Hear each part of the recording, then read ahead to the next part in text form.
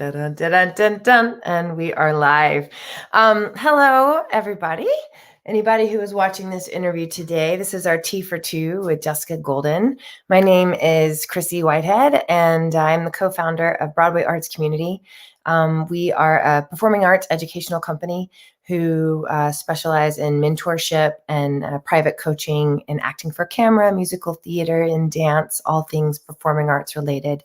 And these Tea for Twos are very special to us because my co-founder and best friend, Alexis Cara, and I have a wide circle of people we love and cherish and respect, peers, colleagues, directors, choreographers, performers, and we wanted to bring our circle of our community to our students and anybody who stumbles upon us in the World Wide Web.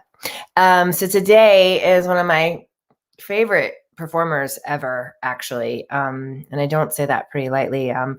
I had the privilege and the honor to actually share the stage and stand right next to her in a chorus line where we both made our Broadway debut. And I'm going to share with you before I bring her in, because she's right here. I just have to like swoop her in. As I'm going to share with you a moment of her when she was on Broadway as Val. And so let me put this share screen. I'm still new to all this, so I'm just being real honest here. Boom, boom, boom. And then let me look for StreamYard. And then, nope, that's not right. Ah, wait, let me find it. This is, usually I have it perfectly. Oh, I know why. Chrome. Here we go. On the line. Here we go. And it's all ready to go. And it was so surreal. Chips and ass, bought myself a fancy pair, tightened up the derriere, did the nose with it. So this is with it. Chips and ass. Her is Val. At the bingo bongos done. Suddenly I'm getting national tours. Chips and ass won't get you jobs unless they're. And here's Jess. Excitement happened. I went. So I just wanted to say thank you so much for being here. Thank you for having me. She takes Mark under her wing. And hold on, let me turn this off. Boop. Yay! It's so good for you to be. Isn't that fun? Is it fun watching or being like, I'm so young? You're so exactly. That's what I was thinking. Like in your head, like how long has it been since you've seen that, love? A long time. My butt was so high. It was like now it's like in the middle of my leg. Oh my God. I love it. That's what I need to take some of my own advice from that song and do something about that. Yes, yes, you do. Before for the audience, it's also in our caption, you guys, but she's best known for her portrayal of Val and Cassie in the Broadway revival of A Chorus Line, which I saw. We'll talk about that later. And the documentary film Every Little Step, which we both got featured in. And very cool. About the casting and audition and casting process for the show. Some of her other Broadway credits include Finding Neverland, Tuck Everlasting, and Hello Dolly with Hello, Bette Midler. Off-Broadway, Jessica has performed with Ivy Smith in City CenterEncores production of On the Town. Is that what the one is with Shecky? Not the same. Not the same. Okay, because I'm going to talk about the two. Yeah. She's also toured both nationally and internationally in Fosse. Some of her favorite regional work includes Adelaide and Guys and Dolls, Elizabeth and Young Frankenstein, Roxie in Chicago, Charity and Sweet Charity, Polly and Crazy for You, Nelly in South Pacific we'll talk about, and Lola and DAMN YANKEES. Jessica was also seen as Lucy in Smash on NBC. So you've done both, and you live in New York. Where are you right now, Jessica? Where are you? Right this second, I am in upstate New York. And my boyfriend, Blake Selesnikar's family is from Binghamton. And so we're at his mom's house right now. Great. Up by the fireplace. Oh, I see it. Yeah, beautiful. Wait, When did you leave Brooklyn? Oh, it was just for the holidays. Just for the holidays, yeah. So, Jess, we did this before. We did. We did this, and this is now a take two. There was a few of you guys. It was you, Ty Studio, Tyler, we have to do. Yeah, because it was just something that weird happened at the time with Instagram that you couldn't save the interview. So I'm so glad now this will live on. And so you've been in New York this whole entire time. Yeah. Oh, yes. What are you drinking? I like your mug. It's a B mug. I only picked it because this is everyone in Blake's family is a B. So he's Blake, his mom is Barb, his dad is Barry, his brother is Brad. So there's just B everything. But it was the largest mug I could find. And I love it. around this time of day, I have about this much coffee. So I'll be ready This to. time of day? Yeah. Wait, at 5:30 p.m. So it's time for my second coffee. That's incredible. I can also drink coffee and then go right to sleep. Yeah, you know what? I just did this the other day, and I thought that was going to be the same thing, and I was out normally. Right. I was like, wow, it doesn't. That's weird. It doesn't affect us. Also, because I love coffee, I love the taste. Yeah. And I love creamer. So I've got okay, like that's what I was going to say. What do you doctor it up with? How do you doctor it? sugary peppermint moment for the holidays. Yeah. Cheers. And you're drinking? Oh, I'm boring right now. I'm just having water.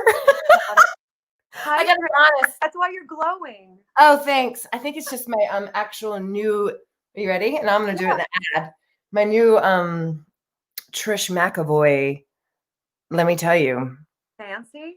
It's too fancy. In fact, living in the mountains kind of too fancy. I live in the mountains in North Carolina at the moment, but I'll be joining you in 2021 in New York. Yay! Okay, so this is really for you guys. It's a tea for two. It's sometimes it's a tea for three because Alexis will join us. But tonight it's just going to be me and Jess, and it's just an honest chat about your life and kind of how you got your Broadway dream to come true. Because so many of our students, Broadway is the dream.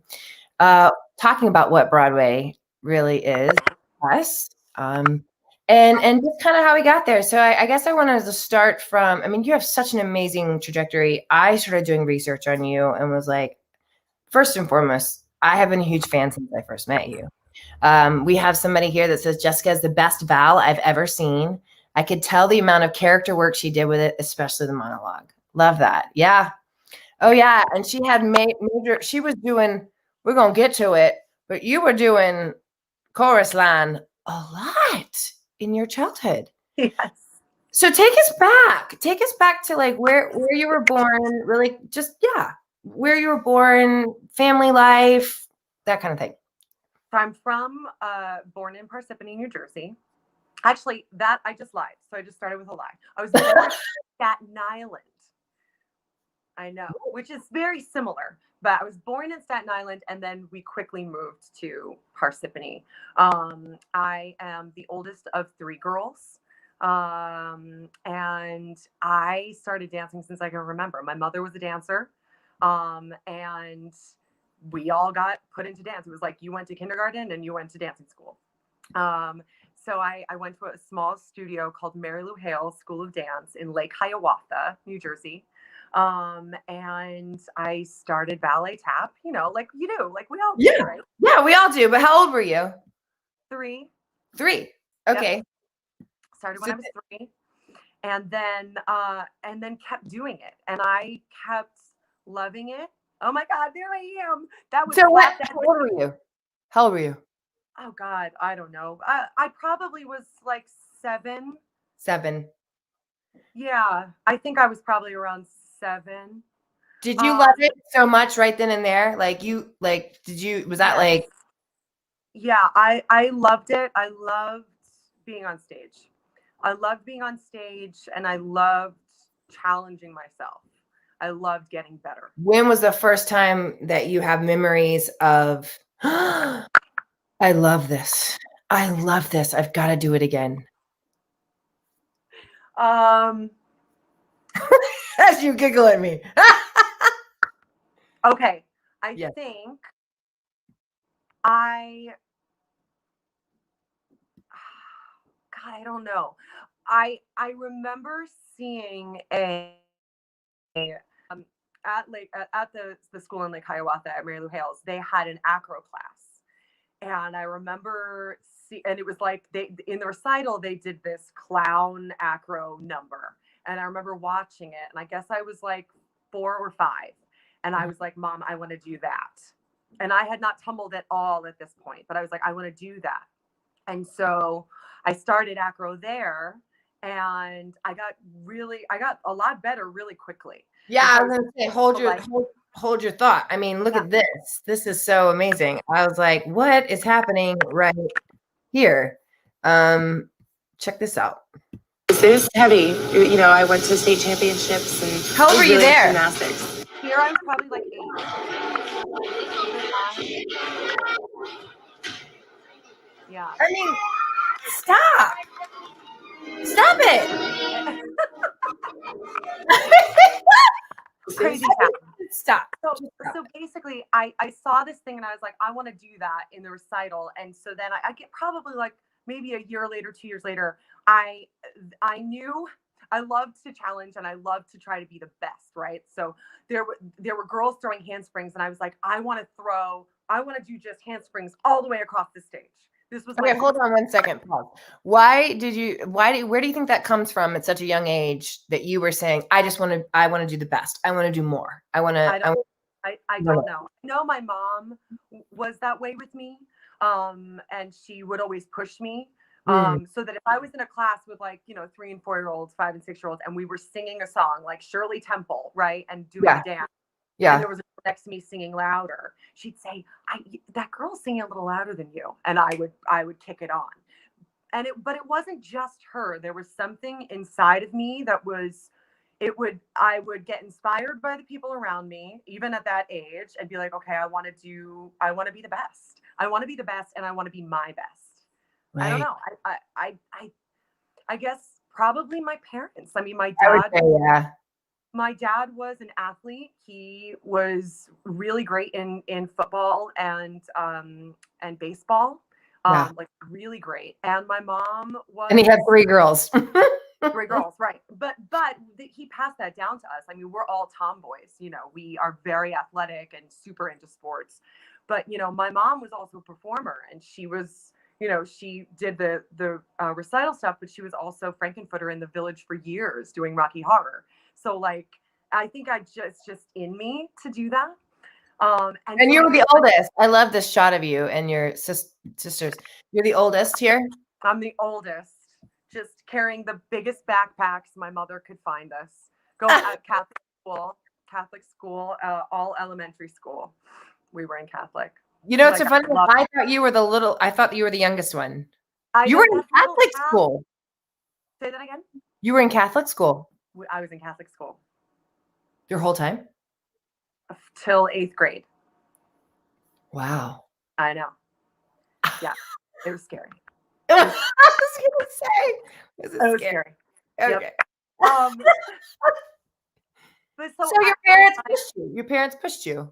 Your parents pushed me, and I had that, and I just loved setting goals and doing that thing, like the thing that I set my heart on doing. And so I did it in the recital.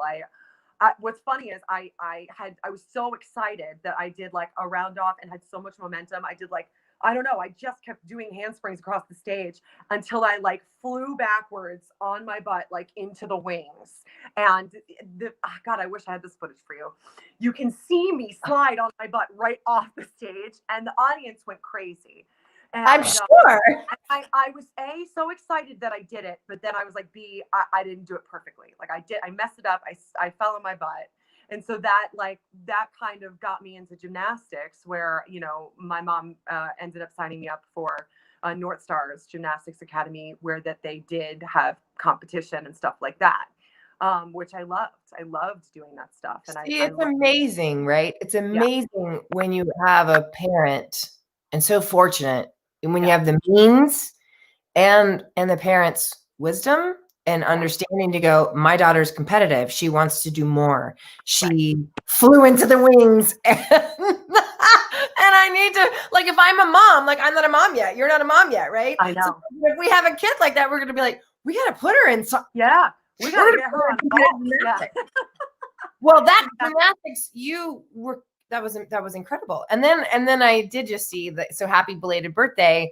Thank you. It posted you doing round off back handspring back tuck. And so Brad Anderson is my inspiration for that, because he has done that every single year. Forever. Has he really on his birthday? Yes. So there are videos. I don't know if he videos it every year, but that is it's like his annual roundup. I think he does a roundup tuck or roundup handspring tuck.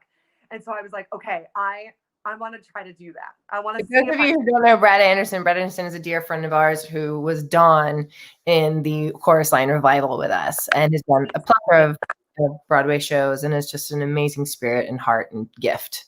Yeah. But I hadn't done it. I didn't realize I skipped 3 years. So the last one I did was, I don't even know, no, it might have been longer than that. I think maybe 2016. But all of a sudden I was like, okay, I want to try to do it. And I was so scared because the body gets, my bones feel hollow. I used to feel like I would just like skip across the floor and like no gravity existed. And then I like tried a round off and I was like, oh. And then I did I was like, oh. And then I was like, you better start this camera because it's going to be a one and done. And it was. Thank God I did it this time.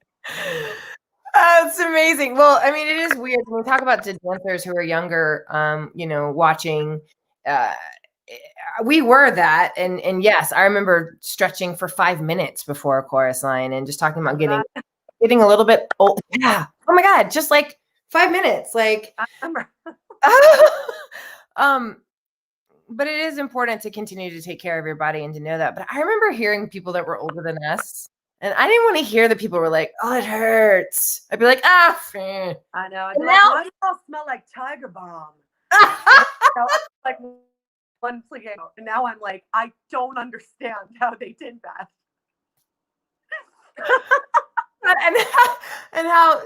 So just take care of yourself and stretch and use the rollers. I've got like 2 in here. I just got for Christmas, Blake got me one of the guns, what are they called? I don't know, not a Theragun. Again, maybe it is a Theragun. And because I'm terrible at rolling, the last thing I want to do is get on all fours. And so they have that gun that's like a vibrating situation. I'm obsessed with it. I use it every day. You love it. Okay. And then it just keeps you maintaining. I mean, that's the main thing is I did hear Sean a little bit, our physical therapist. He came in to us and gave us a full rundown of how to use that roller. And that was the first time that I ever got, I remember that with your IT band. Yes. Yeah, I remember. And so that helped because when your knee is pulling, because my knee would act out sometimes, it's because you're not rolling out on your T-band. So if you're having knee problems, everybody, roll out. Roll out your T-band. Listen.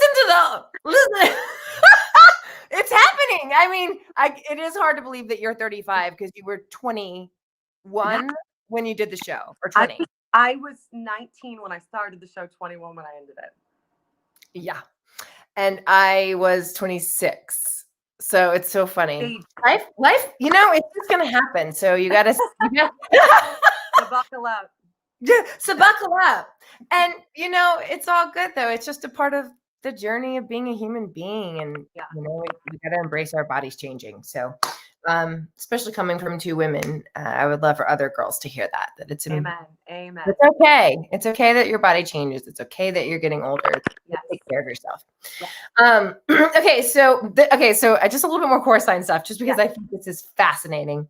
So clearly you were like born to do this because I want to play, I'm just going to hit little spots, but this is I know amazing. This is you guys talk about like a trajectory of being in a show. Because just so you know, she ended up playing Cassie. She closed our Broadway revival as Cassie. So check out the little one with the hat. Oh, you're not there yet. Sorry. I'm like, hold on. I'm like, look, everybody. I'm not on there yet. Okay, so let's see. Share screen. This makes me happy. We're going to go back in time, everybody, and you're going to see all the different roles that Miss Jessica Goldyn played. Okay. Please check out the lady in the hat and the white shirt and sweatpants. Can you please tell me why, Cassie? I would think the same thing right now. Literally, if I had a hat. This is amazing. Okay, ready? Cassie. Miss Cassie. That's Cassie. And you better be like laying down.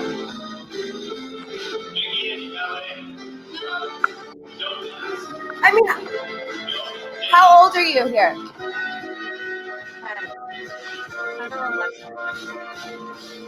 Maybe 11. I just love this answer right here. Kid on stage left. Who, me? Yeah, how old are you? 32. Okay, wait a minute. Just tell me right now, like, what is happening there? So here's what's happening. After gymnastics, I'm just gonna get you into it. After gymnastics, I quit because it got too hard, and I was getting really hurt. Okay. And I stopped loving it. And my mom was so awesome. And she was like, I want you to be happy. We can stop this now. Yeah. And so I'm basically like bouncing off the walls in New Jersey. Like she doesn't know what to do with me because for 5 hours, after school every day, I was in the gym. And so I sang a solo in school, in Catholic school. I sang a little piece of Silent Night for my church. And someone was next to my mother and they were like, Mom, Jersey talking. And she was like, she's got a pretty good voice. She's pretty good, And my mom's like, huh. And she was like, do you think you might want to sing? And I was like, I don't know. Okay. So we found this place called Worth Tyrrell Studios in Morristown, owned by Caroline Worth and Brad Tyrrell, a couple. And they were both Broadway vets and incredible people who became like my second parents. So that was the first year I was there. I think they would do workshops, and I did one workshop right before this, but we found out that every single spring they would do this show called A Chorus Line that I knew nothing about. And that every spring every spring. So you would do different workshops throughout the year that were however many weeks long. But then every spring they did a chorus line. And Louis Villabon, who is Bjork Lee's right-hand guy, was a alum of the school and would come back and teach the original opening. No way. Yes. Stop it. Stars aligned, right? So Caroline is like, you're a little young to be doing this, but she knew what a strong dancer I was. Yeah. I also, through gymnastics, I signed something that said, because you're competing for North Stars, you're not allowed to dance. And I was like, okay. And I signed it and I continued to dance on the side because I just loved to dance. Amazing. They just didn't want you to get hurt and not be able to compete. But I was like, no. So I kept dancing. And so she let me do it. And she said, I have to make you a cut dancer because there's a lot of older people who have been there for a long time. And it's kind of like a seniority thing.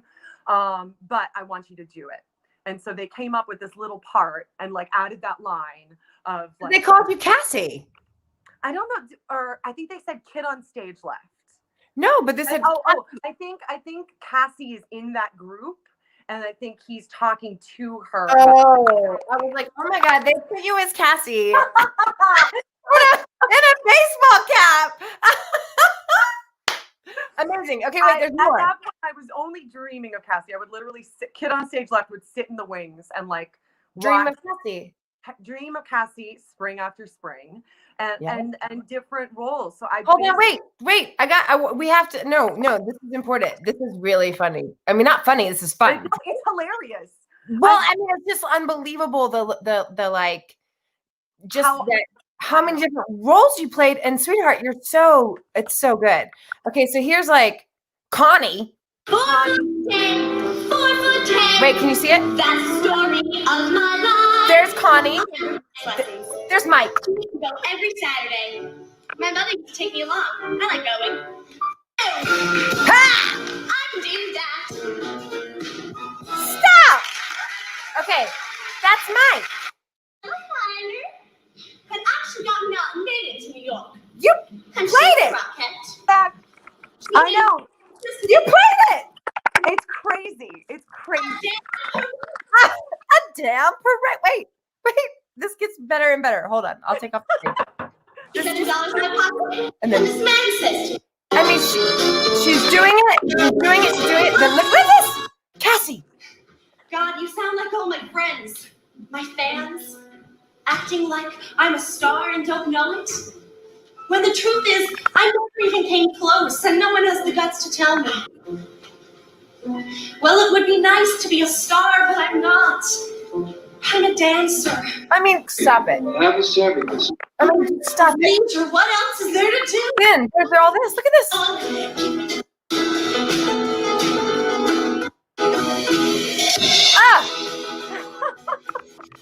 What are you? You're like 17? I'm 17. I don't have a clue what SEX is. I'm just dancing in a Ripley. It's good. I mean, and then wait, it gets better. This is what makes it even better. You're 18 and you are this. Diana Morales. You're Diana Morales, but like, look at how, oh my God, look at you. I meet somebody, and they say to me, wow, you dance on Broadway? Yes. How fabulous. You got I got chills. something. And Christ, I can feel it inside. Because I remember when I used to sit outside that stage door. To watch all the girls come out with their eyelashes and their makeup. And I think to myself, God, I'll never be that old. I'll never be that old. Look at you, Jess. I'll never be old enough to walk outside that door. And deep down inside, I knew I would. You And did. damn it, I come this far and I'm not giving up now. I'm tearing up. I can't take it. Stop it here. What do you think when you see that? You just played all the different parts, and then 4 years later, oh gosh, sorry. 4 years later, you make your Broadway debut in the show, sweetheart. It was so wild. It was so wild. And on top of that, you know, for Music in the Mirror, I got private lessons from Louis. My mom was incredible and just hooked me up with anything I needed. And so he was there and he was helping me. And Wow. in that time, he took me to see a chorus line at Paper Mill that Bjork directed. I don't remember exactly what date it was, but or what year it was. But that was the first time I had ever seen the show done professionally. And so that landed. And then, you know, I just to make all ends meet, I auditioned for, like, to receive a grant to be able to continue to study. And I auditioned with a piece of Music in the Mirror, and I got that. I auditioned for the High School Performing Arts with Music in the Mirror and got into the High School Performing Arts. So it's just like I got my equity card playing Val and covering Cassie in a chorus line at the Carousel Dinner Theater. So it's just like the trajectory of the show and with my life it's just crazy. It's crazy. It's so beautiful. It really is one of those things of like, was it a conversation? Like I keep thinking of it, It's a Wonderful Life, because I just saw it recently, you know, and like how like God is talking and saying, okay, so I think this one's going to be a dancer, and I think this she's going to do, this is going to be a part of her, like her trajectory. Yeah, exactly. I know. It's wild, and I love watching that stuff, and it meant everything to me. Like that, it was a stage the size of a shoebox, and it was the most precious space. Some of the best times I ever had was in that learning experience and performing. Oh, you're singing too. I found a part too. You singing Cassie? So free. I mean, beautiful. You. Yeah, like that was I like meant the moment where I started really working on my voice and getting voice you could lessons. tell. Yeah. You were 17, 18? 18. Yeah. Around that. You guys go to that spot. Go to, you know, if you see it, all you have to do is just say, you know, it's there. It's 22 minutes and it's just, it's a trajectory of her, and it's beautiful to watch. And I just think I didn't know all that. Like, I knew you had said something like, oh yeah, I used to do it a lot in school. We did a production of it a lot, you know, or I played Mike. I think I remember you saying that. And I'm like, oh, yeah. I'm very proud of that. The only other role I want to play is Laura, you know, like I love Laura. Like Larry as a girl. Oh, just number 152. Yes. Number 179. Hit it hard and then go sit down for 20 minutes. Yeah. Even though if Tyler's watching, I would say, I don't know if he sat down for 20 minutes. Did he?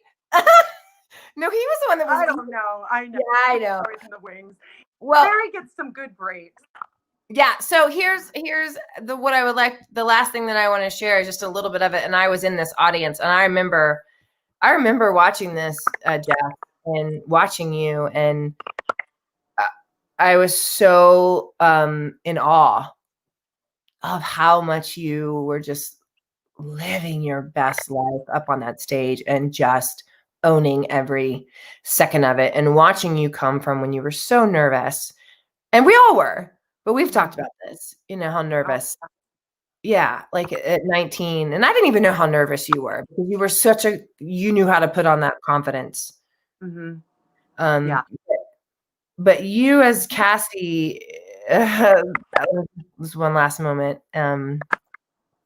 which was neat to see because I was there, the Broadway closing. So.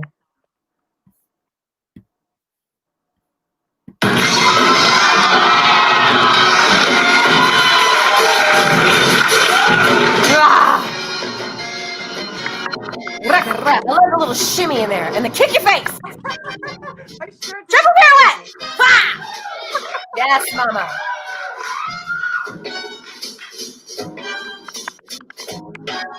This right here. Ah!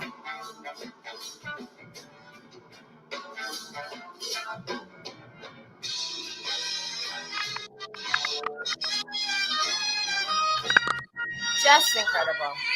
Just incredible. Like I just, whoo, it's just super exciting, to see, to see it work. It was crazy. I still can't believe that happened in that last, whatever that was, month.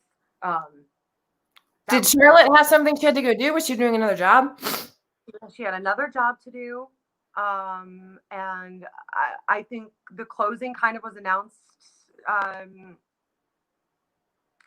And everyone, I don't know, everyone was gone. I was literally the last resort. I just remember all the covers like Dilise and Lauren Lataro and Nadine, and Jess, I think everybody, something happened, everyone was gone. And I was like, what are we gonna do? And they were like, yay, Kid in Purple. You want to wear red? And like that's how I felt, So you weren't playing it? You weren't playing the role? I thought you were playing the role at the end. I played the role at the end, but it was really only the last week. I think I had like a sprinkling of like a Saturday here to get me ready or a Saturday there because they knew I was going to do that last week. Yeah. But that was it. Wow. And there was kind of, everyone was kind of gone. Bob Avian wasn't there. I remember I had like a day with Bjork. I remember her saying to me, just be emotional. If you're emotional, you seem older. I was like, okay. I remember that was the one thing she told me. Like, oh shit. Okay. I'm in trouble. But I was like, look, I'm 21 and I have to just be honest. You cannot manufacture years. You cannot manufacture that life behind your eyes. So I did. And the audience was so with you. We were so with you. Oh my God, they were amazing. And I'm so grateful also for the fact that it was the end of the show because I was so tired after a 2-year run of just playing Val. You know that thing where your body shuts down. You're ready to be done and your body's telling you you're ready to be done. And now all of a sudden I need to find stamina for something I've never done for that long before. So the adrenaline helped a lot, and I'm grateful it was a week. Jessica, can you kind of elaborate a little bit more too? When you're saying, when your body is done, because I have some of our, I see some of our BAC artists are here, Josh and Zoe, and I want them to hear like they haven't done an 8-show a week or a tour or anything like that quite yet. That takes them for a long time. What do you mean by that when you're saying, if I'm listening, I'd be like, well, no, I don't know what that means. What does that mean? Like when your body's done after?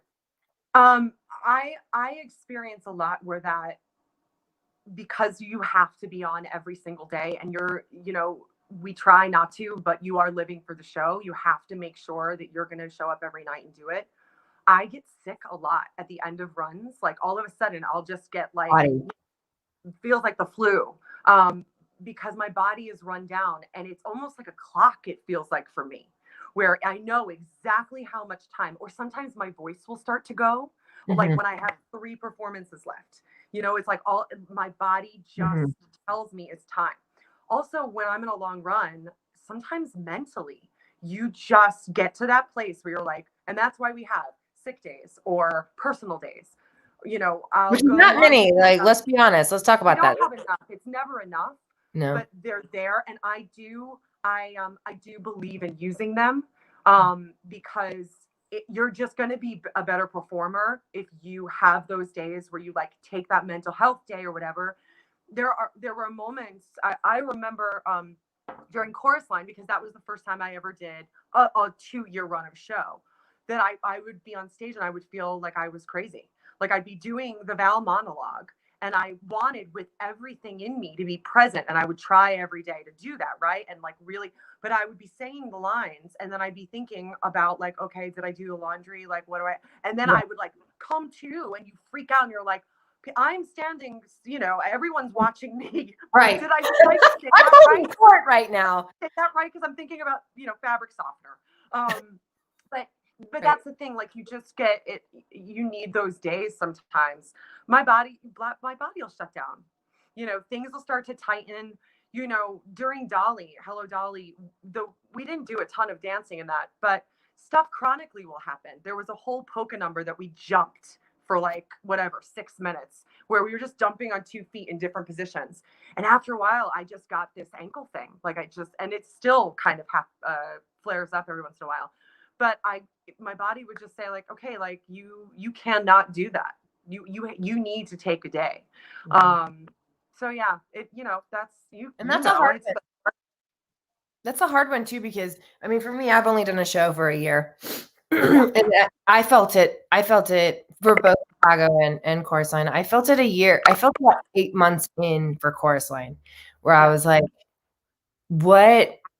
Oh my God. Like, okay, there was another student and a kid coming in from Chicago tonight that's never seen the show, that saved up their money. Yeah. You know, you kind of have to like. There's that 10-year-old me sitting in the audience, seeing the show for the first time. And I know, and you try to get to that place. It's hard. It's hard. Yeah. And I remember I went cuckoo with Christine. I remember the director. I remember Bob came back in and said, hey, Chryssie, like all of a sudden I just wanted to just change things up. I don't know if you remember any of this, but he does.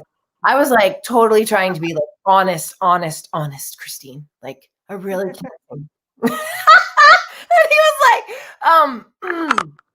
Chryssie, you are aware that it's you and Val that are the comedic relief in the show. Like, he's like, do you remember that? It's like, it's not. Well, that's the thing, because so much time goes by that even if you morph it this much, and then you morph it again this much, and then again, suddenly it's like the game of telephone, where it becomes so far away from you and you're sure you're doing the same thing. And then someone presses play on a video from 8 months ago and you're like, oh. I mean, I can only imagine what it looked like, because Bob is so sweet, you know, and like he was so precious with me. He just was just like, but I just need you to be aware that you're the comedic relief. I was like, yes, sir. I'll be right back on it. But yeah. God, well, it's super cool, and Chorus Line was just the beginning. But you did, going back before that though, we missed each other on the tours of Fosse. I know. It's so crazy. You did the legit too, right? It was an equity production? Yeah, the first national. But I mean, I auditioned but I knew that they were hiring for the European tour and the first national. Yeah. So I actually was like, I have to go to Europe, you know. I know. But God. Now tell me about that audition. You have footage of that, because I want to see that. Of me? Yes. You know, Tice just sent me footage of me doing it at a benefit. So I was the cover. I was the cover. It's fun. I just got it. I'm pretty sure I'm sure I'll post it, because it's just fun to have. Please do. Because why not, right? But yeah, I have that, and I have Cool Hand Luke. But I was a baby too, oh sweetheart. My God. I was 21, and I look at that and I think I love seeing it, because I was super uber focused and wanted more than anything to end with that show, and I did, which was great. But I started as a swing. You know, I had no idea what a swing was. Have you ever swung? Are you a swing? I haven't swung yet. If you don't know what a swing is, anybody listening, it's understudies the ensemble, and the dancers and the ensemble. And so I was a swing in Fosse for almost a year. And then I ended up closing it with the trumpet solo. OMG. That's OMG to you. Wait. I have so much respect for swings. I don't know how good I would be at it. You're such a hard worker, girlfriend. You would be. I'm a hard worker. I don't write things down. I'm always like, yeah, I got it. And I don't know how that would go. Probably not good. Everyone is like on the tablet with the app and the thing. And I have a lot of respect for swings. It's a lot of information. And that show, especially to swing that show, that's no joke. It's no joke. There's like 8 tracks. It was crazy. But I'm going to bring this up of you because this is adorable. And I'm assuming this is the tour.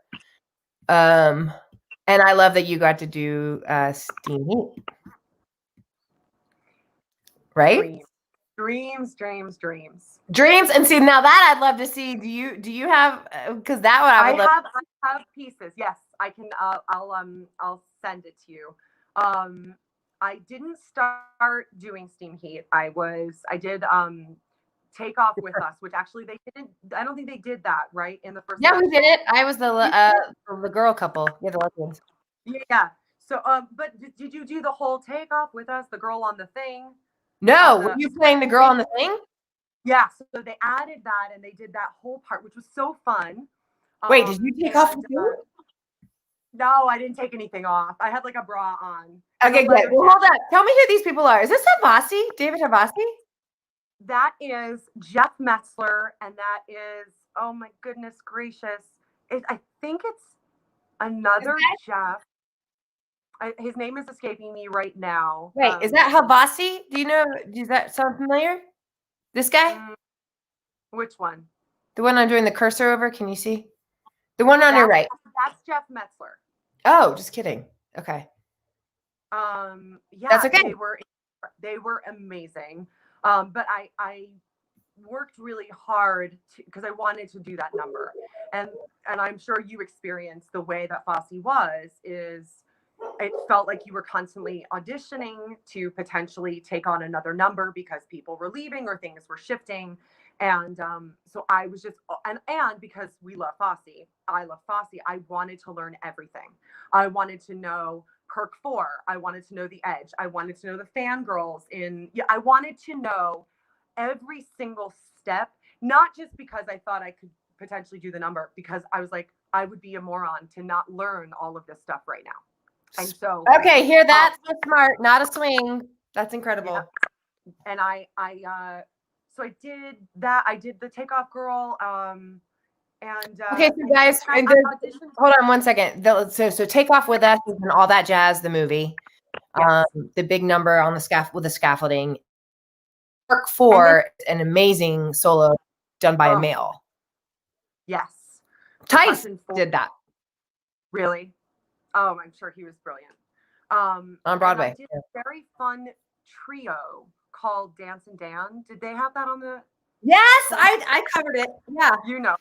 I loved doing that. I loved it because you had all the singing tracks. Acting, I felt like right. And it was all intricate. I loved it. And at one point it was me, Michael James Scott, and Angelina Mullins. And I loved doing that. I forgot Michael James Scott did that. So Michael James Scott, you guys, is the Aladdin genie. He's the genie in Aladdin on Broadway. One of the genies. He's amazing. And he also did a or 2 with us. Yeah, with Alexis. Really? Yeah, because they met at BTP. Oh my God, yeah. So can you tell me, because now as we're talking about Fosse and basically it was Anne Ryan-King's. I mean, this was such a blow to all of us, just recently with Anne Ryan-King passing away. Did you have any moments with Anne? Did you get to audition for her? Did you? No. Never had a moment with Anne. And I can't explain it, but I wanted it, but there was something like inherently I knew that I was never going to connect with her. I don't know if you've ever experienced that, but there was just always this feeling. I literally saw her once and I was at a gala and like Valerie Pettiford was so sweet and introduced me and I said hello and that was it. Like she never saw me dance. I never got to dance for her. I never got to audition for her. Great, but how did you get Fosse? That was through Deb. So Deb. Deb McWaters took over, especially like it was the last leg of the non-equity tour. So it was Deb McWaters and Darren Gibson who set the show. Yeah. And then when we were in Europe, Fabian Aloise helped also set some stuff. And he was the one that ended up teaching me going into Steam Heat. And then I got to do trumpet solo. And I again. Do you have trumpet solo? I don't have any footage, but I got to do it. And then Incredible. like as time would go on, you know, they needed someone to tumble in Shoeless Joe, and none of the guys could tumble. And I was like, great, let's go. And so they like threw a cap on me, and I did it. And you know, they were like, I love that. Shoeless Joe from Hannibal Mel. I wanted to be in that number so badly. You and I both. Lola. We both played Lola and DAMN YANKEES, and I would be in the wings, like I want to dance and with them. I know. I just want to be like, barrel turn. Like that's all I wanted to do. And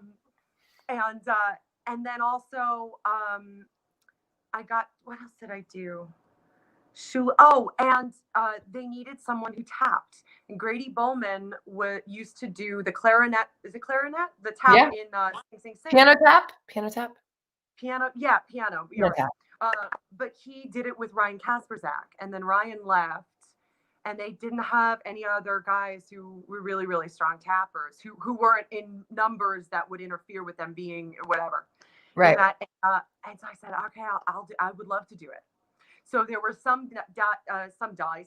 I have an accent now. Some days where that I was doing the tap with Grady, and then some days where I would get to do the trumpet. So it was just like, it was amazing. I ended up. What part? Sorry, go ahead. Keep going. I feel like I was able to touch on a lot of the things that I dreamt of doing, like at the beginning of the tour, and ended up getting to try it. Well, that's so awesome, because it's like you want to feel like to have that body of work. That body of work also, to the fact that we got to do that, it lives in us, even though we were not the original people from Fosse. You know, to have it passed on or taught through us a little bit more, you know, it's just incredible. And I'm forever grateful to have that right out of the gate. What was your favorite? My favorite was I really loved Cool Hand. Yeah. I loved Cool Hand. You were gorgeous doing that. I want to see that too. I'll send it to you. You're so cute. So, and then my last thing was for Europe and Fosse, just wrapping that up. You know, how old were you when you were going to Europe? Were you going to Europe for the first time, and were you so excited? It was the first time. Yeah, it was basically like school of life. I had a boyfriend on the tour, and so we just like, his name is Noel Becker, and he was oh my God, he doesn't dance anymore, but he was incredible. He was a Perk 4 incredible dancer. And yeah, I was like kind of in love and like just touring. I was so young. I didn't know. How long were you there for? Oh God, we were there for probably 5 months, 4 or 5 months, something like that. But like I would wake up, and we were all one-nighters, like mostly one-nighters. And so, you know, we were bussing here and there, and like my mom would call me and say like, where are you? You know, when I'd come off the floor, off the egg crate, and like look up, and I'd be like, I don't know, I see fields. Like I didn't even know where I was.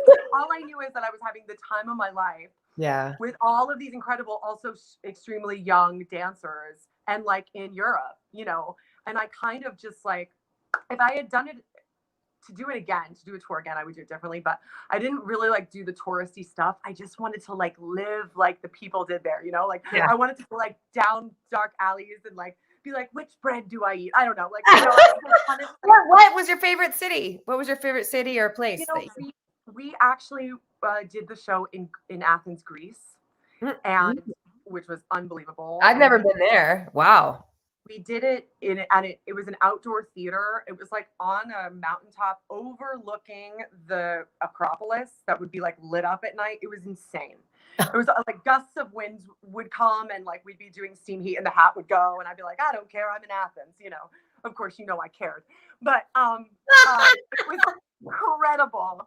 And I remember there were just like wild dogs running down the street in Athens, and we would have these meals. Like locals would provide meals for the cast that would last for like 5 hours. You know, like you just sit I and wonder you if these tours exist. I mean, are they existing? Are they I don't these know. European tours? Because like I feel like I don't know. I'm wondering. Well, right now, of course not, but we're still in the middle of COVID, and It was so special. yeah, There I were bet. times like, what, like, where am I? Yeah. It's funny, like that I remember. And then I loved, when we were in the US, I loved Alaska. Like, I thought it was the most beautiful Another place I've not been. I hear it's gorgeous. It like when you smell the air there, you're like, oh, this is what air is supposed to be like. You know, it's like crisp and magic. And like, I went mountain biking and I saw a moose. Like, it was just like so many cool things. Yeah. That was with Fosse? Going to Alaska? All on Fosse. Wow. But again, we were one-nighters, so we were like, bam. Boom, boom, boom, Yeah, exactly. Oh, man. That's amazing. Well, I love that. I mean, dancing just, you know, what do you say when you, like right now, just looking at and talking about this, the life that you have and like with people watching whenever they watch this, right? They're watching this 20 years from now and being like, so about Jessica Lee Goldyn and how amazing her talent is. And what is it about that keeps you going, Jess? Like that keeps you moving forward in this profession, even now? I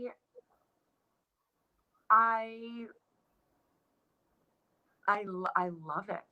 I really love it. But more so, and I think something in this pandemic that I have really, I kind of stopped. I mean, everything stopped, right? The world stopped, but I stopped, and God, I'm getting emotional. And I started thinking about why are we doing this? Like, why am I doing this? And what is it that I really want to do? And I am a dancer. Like I was born a dancer. It is the thing that it is the best way that I know how to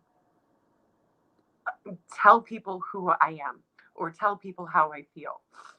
I don't know why I'm crying. It's okay. I'm with you. I'm right. I think because when it all stops, you realize how precious it is. And I absolutely love it. And you have to love it like that, I think, for the longevity.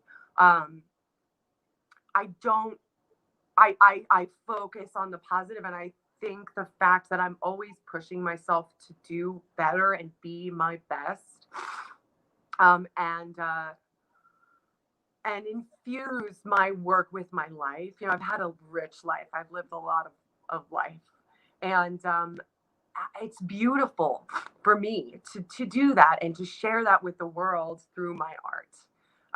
And that's what keeps me fresh. That's the thing that keeps me, you know, when it's so easy to sit in the dressing room and bitch or get bitter or whatever. It's like, and why do you think that happens? Why do we? Because, you know, these students and these people hear that, or the young ones see it and the people before them and go, but why? What can we do? And how can we be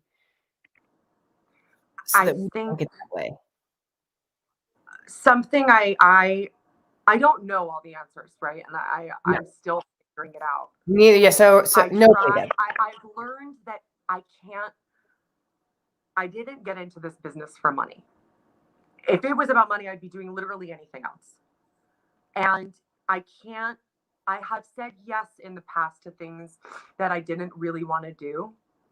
And I felt like I was going against my own integrity. I was going against what my core, like what my trajectory, what my journey is. And I went, oh, okay, but I'll just do this. And I found myself unhappy. And I did find myself sitting in the dressing room going, this isn't quite right. And I said yes to something I knew was a no, and vice versa, you know, not saying yes to the things that you know are going to grow you or, you know, make you happy.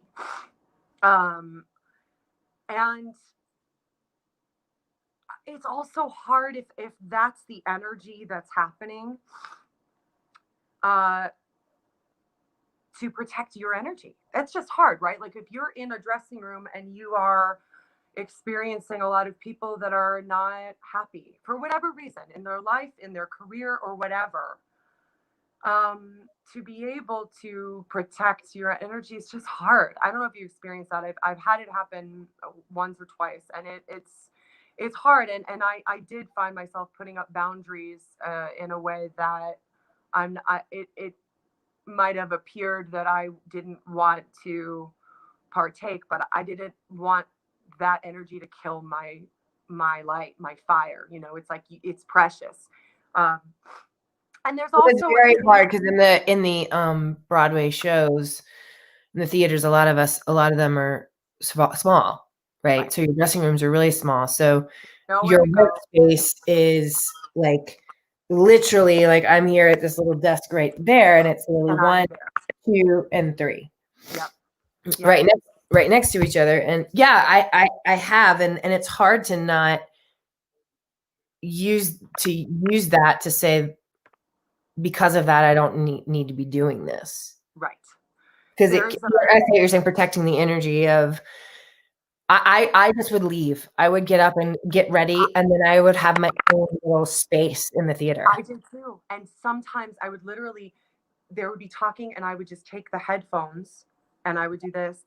And sometimes I could feel the like, oh, she's being a bitch. I'm like, I'm not. I need the energy that I think I'm talking about is literally that thing, that feeling, that why we started it. Like what made me, when I was 11, kid on stage left, like that is still in me. And that is the preciousness, where that a show is a show, not a gig, you know? And I'm going to rehearsal for a show, not to work. I didn't sign up for work. I'm not, you know what I mean? Like this is precious. And sometimes when I talk that way, I get eye rolls, and I'd rather that and maintain the light that I feel I'm still able to perform in. I'd rather the eye rolls than to get pulled into the jaded or the bitterness. I would rather that. Yeah, that's super powerful. Because it is, it's like they say, I heard this recently, you can wake up every day and you can either choose to destroy or you can choose to create. I love that, right? You can just destroy or create. And I like that hearing, because a lot of times what I've said a lot, and we say at BAC, or just BAC meaning the company of artists that you are in now too, you know, it's like basically like you have to I just lost my train of thought. The fear to destroy or create. Can't quite remember where I was going with that. Dang it. But anyway, it is something to that effect. And I don't, being afraid of poofs. Sorry, that's what it is. Being afraid of people's opinions. So many of my students, and I say not even so many artists out there, right, can listen to that and go, oh my God, I don't want to be in a situation at the dressing room where I don't want people to not like me if I put in my things, but all they're doing is just doing things that don't resonate with where you're at, right? Yeah. But that's being afraid of what people think about you. Mm-hmm. Right? Yeah. Of course I care, you know, of course we care. You care about what people think. I think sometimes I get in that headspace, and I'm aware of that, but I also, there is a thing of misery loves company. Yes. And so they want, and if they see something else, that is a threat and a mirror. And so they want you to get on that page. And if you don't, then it almost is more of a mirror. I don't know. That's just, you know. No, I hear that. And I mean, it's look, I mean, and this is why we say these are honest chats and real Broadway stories, because the truth is like, when you're hard workers, and I resonate in this with you, I feel like I'm hearing some feedback. I don't know what it is, but you know, you and I are extremely hard workers and also competitive, but in a very healthy way. Yeah. I got better because I was standing next to you, your blinders were on, my blinders were on, and we got better. You And then, know, we were just like two cars going whoosh. and then the best thing, Awesome. it was so awesome, Jess. And the best thing about that, Jess, is like I saw your heart and I saw your light. And you and I were dressing roommates, which, by the way, DRB, Matilda means, I had to put it on there. Dressing roommate buddy, Matilda is the name. Yeah. What was mine? I don't. Do you even remember her? I can't remember. You know how I know is because you are still DRB. We were DRB. Oh God. Matilda and something, but I was Matilda. I like being Matilda. It was the best. It was the best. It was the best, and we were in San Francisco, and we were on a ride together, and here we are, almost 15 years later, and that's amazing. Interviewing, and you're a passionate educator. Want to say that again? You're a passionate educator too, you know. I love to pass it on. I don't know what this part of the conversation is making me think of. I clicked on. Have you seen the Gwen Verdon documentary? Josh, I think, who's watching this right now, he's one of our artists. Yeah. He told me about it. I haven't gotten it. I need to get it. Where do I get it? I watched it last night. I thought it was like a video that I started. It was like, I don't know, 11:30 at night. And I was like, oh, this is probably like a 10-minute video, with snippets of her life. It was the documentary. And then, of course, I couldn't go to sleep because I was watching, she's my idol. She's my everything. How do I get it? I don't know the exact name. It's like Marvelous something. But literally I stumbled upon it. Okay. And I mean, she is everything and everything I want to be, and everything she ever did is something I want to do or attempt. And hearing people talk about her work ethic is exactly what I want to be. Hearing the fact that she wanted to be there and be by Bob Fosse's side from the very beginning of rehearsal until the end. And she was there working with the cast, even when she was starring in a show. And that is who I want to be. I don't want to be the girl who's like, do I need to be here? I don't have it. That is not going to grow me. But that is what we experience. Do I need to be at rehearsal right now? Or do you only need me for an hour? My spirit, my energy is that I want to be there from the get-go, and I want to do anything you ask me to do. I'm the kind of person I get to the theater and you need help moving that box. They're like, no, you're in the scene. I'm like, I got it. That is what I love, being a part of the theater.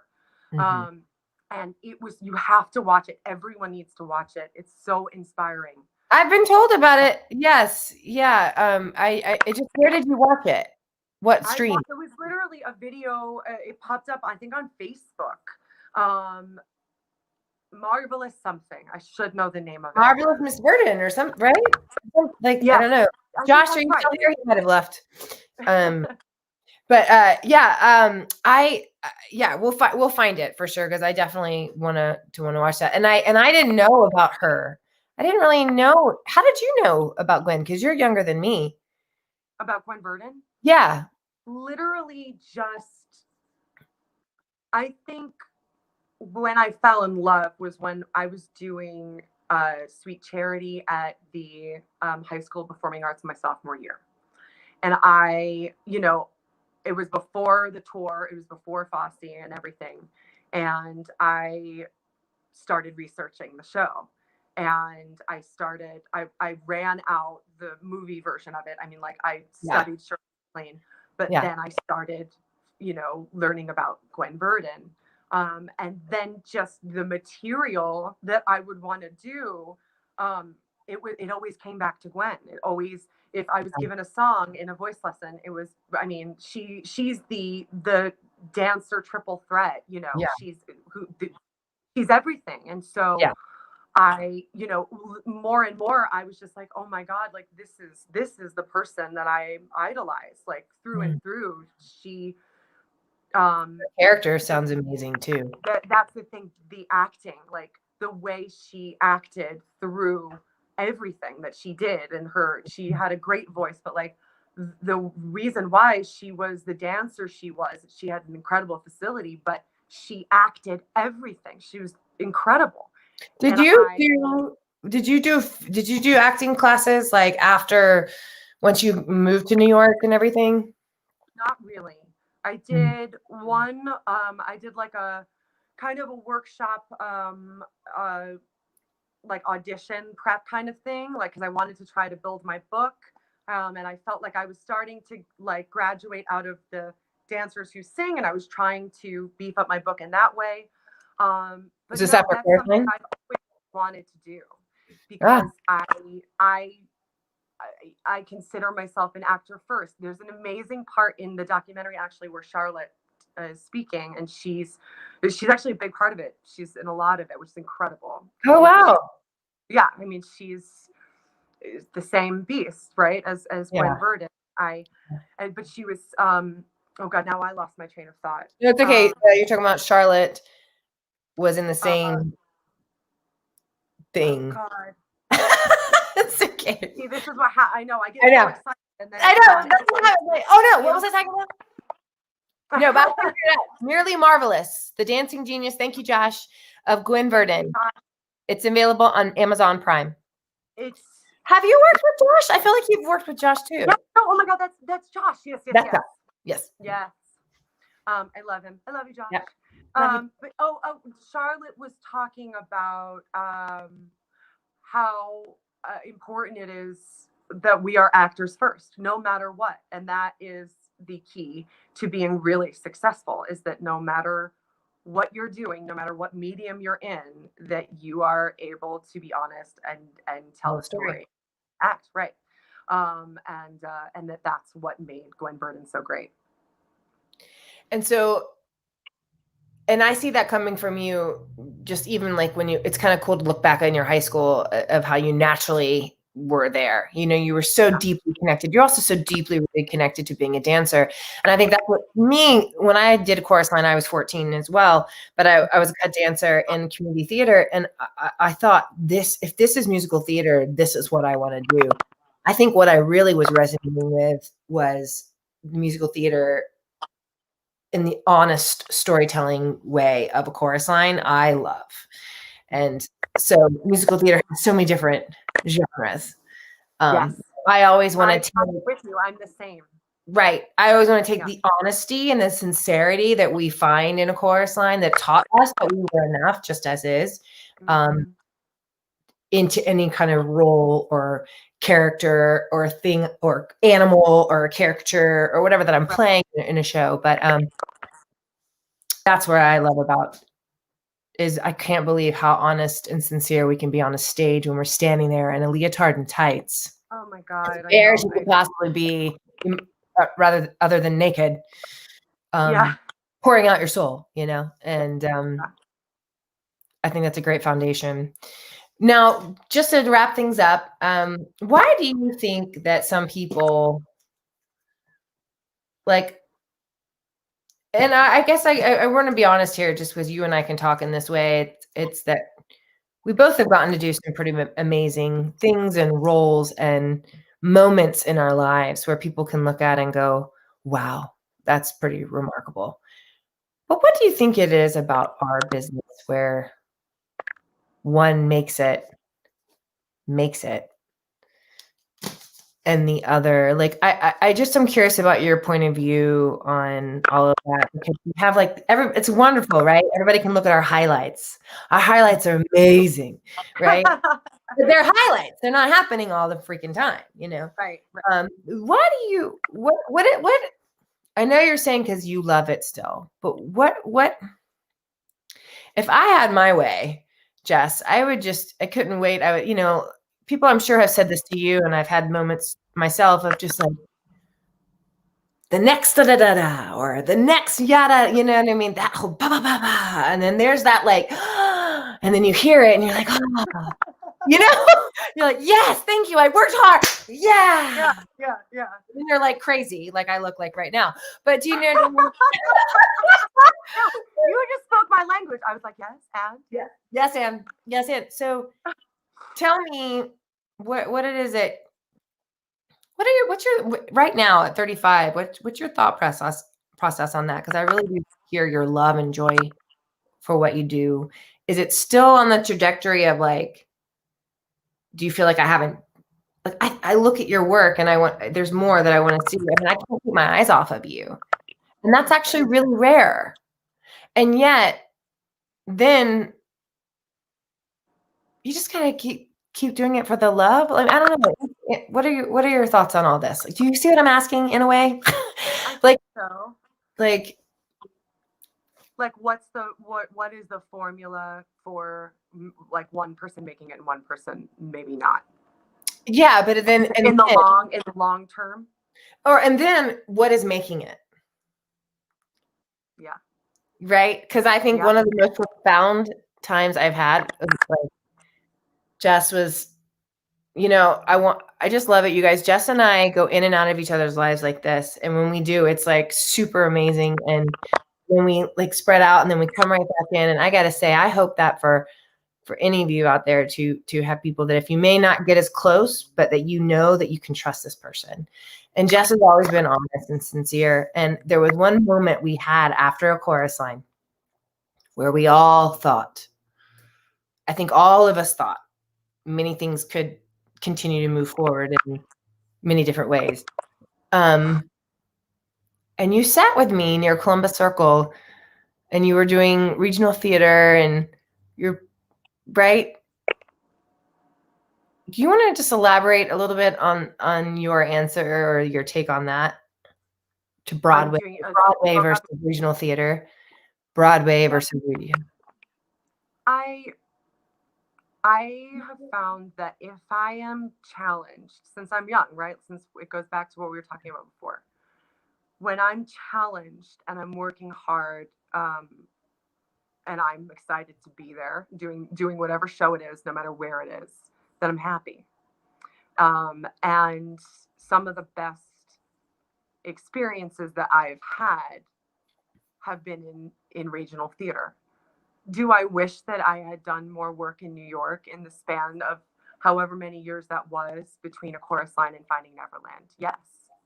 On the other side of that, my personal life, I wasn't ready for that. I was not sober yet. And I think it was for a reason that I didn't make it back to Broadway until I think I was 28, 29. I got sober at 27. So for that, I'm grateful, honestly, that I had that time away. But yes, and I say this a lot when I teach. Some of the best moments I ever had was on stage, challenging myself, going away, playing roles where no one could see me do it. And if I was going to fall flat on my face, I could do that, in Iowa or wherever the hell I was, and learn a lot. I feel like I learned, a chorus line, and making my debut in that was the stars aligned moment. And I was very lucky that it just happened right at that time. And this was a show that I knew inside and out since I was young. Right. It just like happened beautifully. And that stuff you can't force. That your stuff you cannot control. I can't even, I wasn't prepared for that moment, other than that I had done all that stuff as a kid, but with the actual Bjork's right. In a business sense or even a life sense, like I wasn't ready for that. It was wild. And I felt like I, was holding on for that ride. And then, like you said, afterwards, there are so many incredible talents. I mean, the entire cast is a cast full of stars. Yeah. And there is something that happens with A Chorus Line or those shows like, West Sides or Cat, the major dance shows, but specifically with A Chorus Line, that you get labeled a dancer in a way that I think limits you or has. I've heard this, and after having such a relationship with the show, even after the revival, and setting the show and working with so many different people, especially Mitzi Hamilton, knowing what the show, like we were talking about, what it requires of you as an actor and as everything, it's surprising that so many people might think of it as like, oh, that's a dance show, those are dancers, and that it's not a show that goes, oh wow, these are people that are, you know, they can do it all. Are all stars in their own right. Yeah. And that's what it is. What it requires. But yeah, I don't know if that answers a little bit. Yeah, I mean, I don't know that they're right now at 35. I've learned a lot of lessons in the last 5 years, and you know, I've learned to not say yes to things that I'm not really excited about doing, and to learn to say no, and that is okay, and to learn to wait, and to learn that it's okay to have dreams that maybe look different than the people around you, and that is okay, and it's and that you have to stay true to that no matter what anyone else is saying.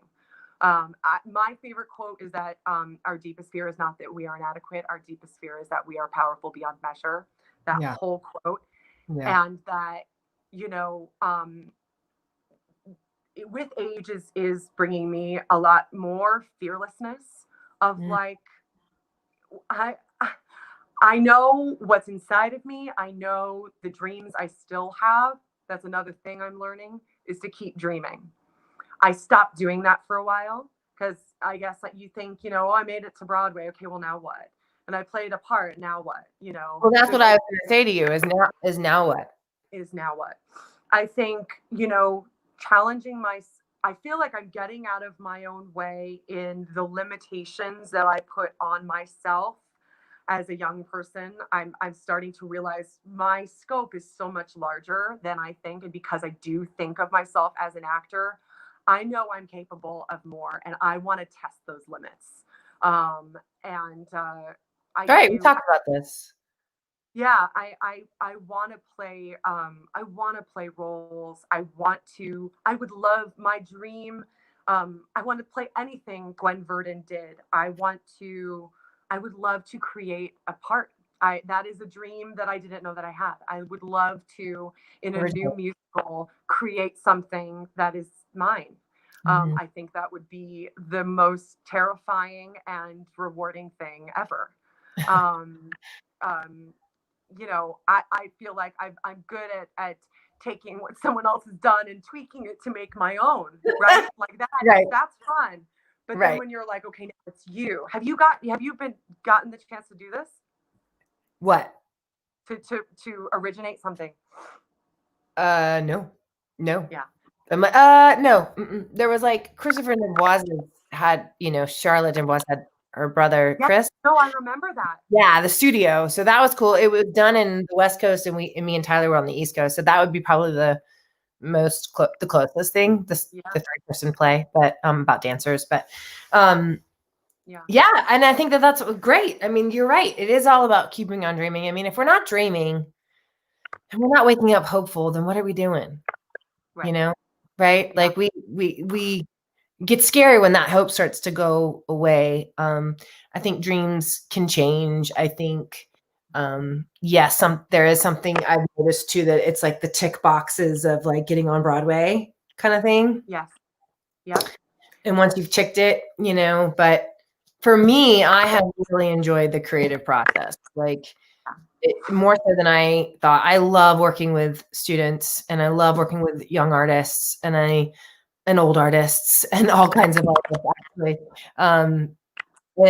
And that's surprising to me, because in my head, I'm supposed to be, I feel like my mother who's passed, like still in my ear a little bit, like, you know, she was crazy, and she was crazy in the best way, but she was a stage mom. I mean, she basically told me I was going to be the next Meryl Streep. Okay. That's crazy. Yeah. Like what? Really? No, if you ever see this, I'm not That's saying what I'm you're the supposed to do. Yeah. Yeah, that was just my mama. My mom was like the one who was like taking notes from interviews like this, but it was not like this, but it was Bravo with Anthony Hopkins. I just pulled it out and she had like highlighted notes of like how to be like the best actor you could be, you know. She's no longer here.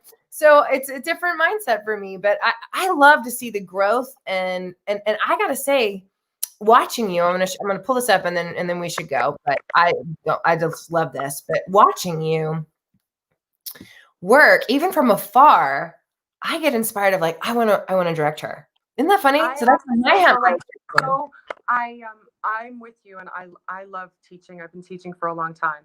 I think it's important for us to do that. Yeah. I think you are such a selfless teacher, and because you are such a star in your own right, that's such valuable knowledge to, you know what I mean? That you've done it and you're doing it and you're teaching it. Like that is rare, and it's important for us to continue to do that. I agree, and I appreciate you saying that. I really do. It means a lot to me, hun. This is a faraway shot, but this is your and I love this. I'm just gonna put this little clip of this really quickly, and then I have to the Velma one too. I love this. So fun. These boys were great. So my boyfriend, Blake Selesnikar, is one of the guys. We met. Look at this choreography. I love it. I know. Mark Robbins said, "Do you think you I love it? Walk her down some boys?"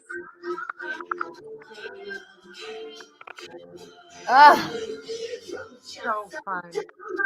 Look at this move. I love it.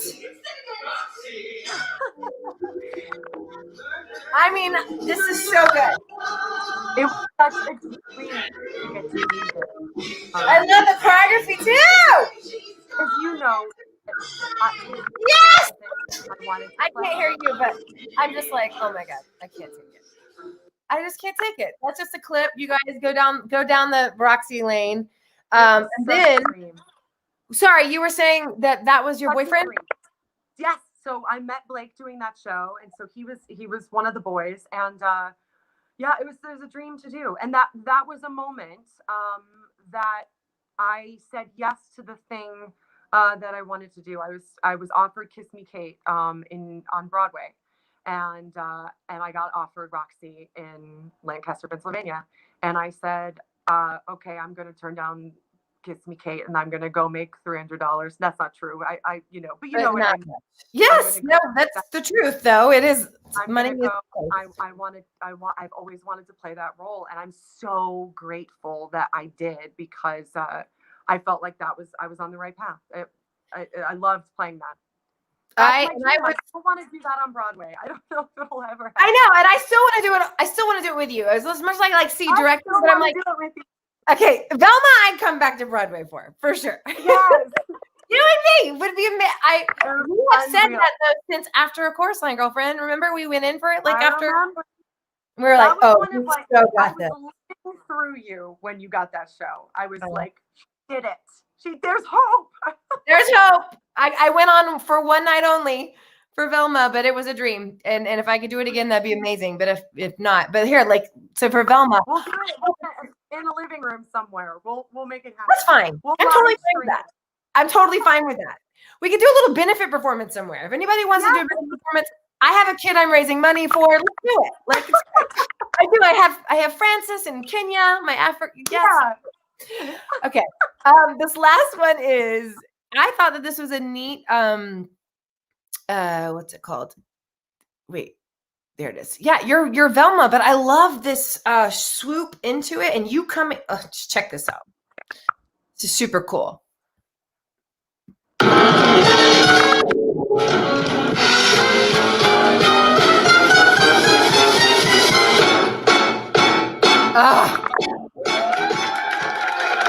better come down a spiraling staircase.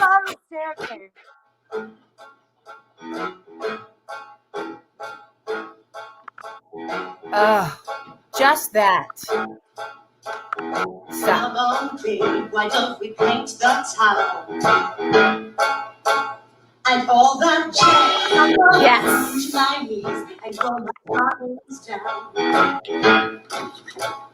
And all that jazz. Starts the car. I know a lovely spot where the gin Yes, is Mama. cold. The lovely cold pot. It's just a scene hall where there's a nice big roll and all of that. Ah! Right here. Look at this. Back walkover, ladies and gentlemen.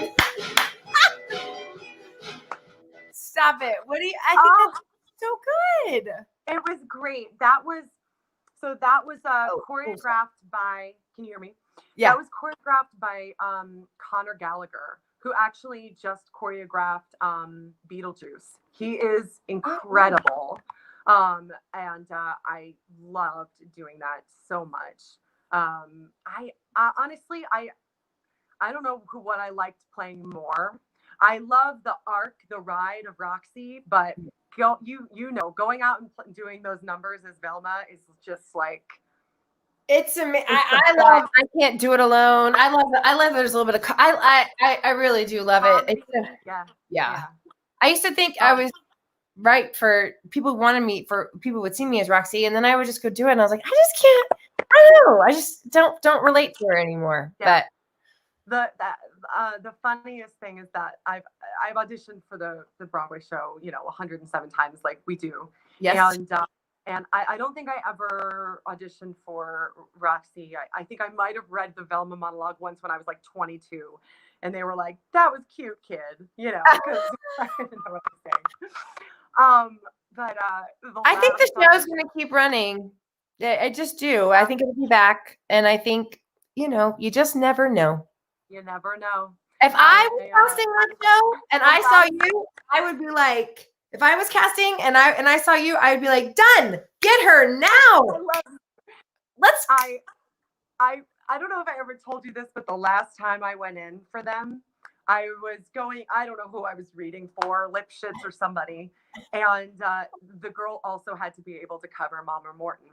So the last thing they have, it's on tape for the Mr. Producer.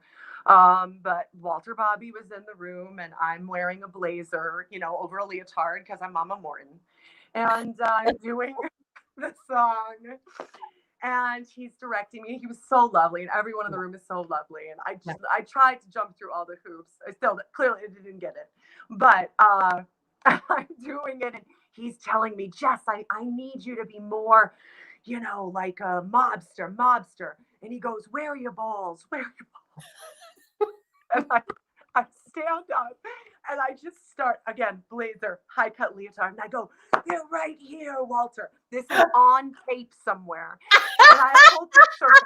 There's that line. Me as Mama Morton, I'm thinking, if Bebe Neuwirth did it, right? If Bebe did it, I can do it. Here are my balls. But I am smacking myself in the crotch to Walter Bobby on tape for the producers. That was the last thing I left them with. So we'll see how this goes. That's amazing. No, they're right here. You're like, I'm in character. They're right here. Can't you feel them? I can see them. Maybe they didn't see them. I don't know. Maybe they didn't. That doesn't mean that they can't see them sometime down the future. I mean, you just never know. I just want it to be leaked. I hope they see this, and I give you permission. Yes. Leak the video. They're right here. Well, this has just been, I think so informative and eye-opening and honest and real. And I thank you for your heart and for just, giving tonight of your time, because of this pandemic. Who has an hour and a half of their time to literally think about the time before this when we were just rushing? You'd be like, what do you want me to do, Chryssie? You want me to do an interview for an hour and a half? Are you crazy? I'm like, no, just but I always have an hour and a half for you. No. Well, I just love you so much. And the last thing I wanted to leave you with was I just wanted to ask you, we asked this question to all of our peeps. And if you could look back and go back in time and go back in time and look at this little girl, really look at her. And what would you tell her about her future life? What would you say? I would tell her that it's not gonna look anything like you expect it to look, but it's all gonna turn out better than you could imagine. Wow, that's pretty cool. Oh, love bug. Thanks for sharing your journey with us. Ditto. You rock. I love you so much. I love you too, girly. I love you too. And it's just, you can be supportive. You can be non-competitive, everyone. You can really love and be inspired by people who are very talented and skilled. Not only talented, Jessica Lee Goldyn is not just talented, you guys. She's a skilled performer. And that's something I'm reading in the book called The Practice, which is by Seth Godin. And there's this difference between talent and skill. You know, just because someone's talented doesn't mean that they have skill. Like, you have to develop that skill. You have to practice and practice. And you talked about the work ethic. And you love the work. And we love the work. And I love the work. When I can get lost in the work, it's not about the money. It's so true. We have to have money, you know,